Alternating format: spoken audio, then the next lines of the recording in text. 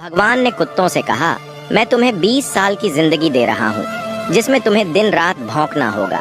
कुत्तों ने कहा, 20 साल बहुत लंबा समय है, आप हमें मात्र 10 साल की जिंदगी दे दो। भगवान मान जाते हैं। फिर भगवान ने बंदरों से कहा, मैं तुम्हें 20 साल की जिंदगी दे रहा हूँ जिसमें तुम्हें लोगों को हंसाना और कूद फांद करना होगा। तो बंदरों ने भी कहा, 20 साल बहुत ज्यादा है, आप हमारी उम्र भी कुत्तों की तरह 10 साल ही कर दीजिए। भगवान फिर से मान जाते हैं।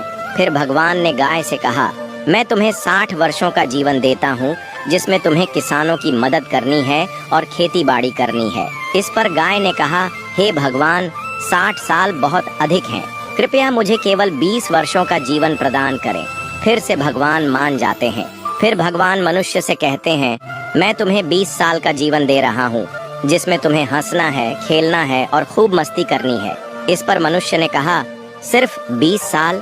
आप ऐसा कीजिए, मेरे 20 साल के साथ कुत्ते के बचे हुए 10 साल, बंदर के 10 साल और गाय के छोड़े हुए 40 साल भी मुझे दे दीजिए।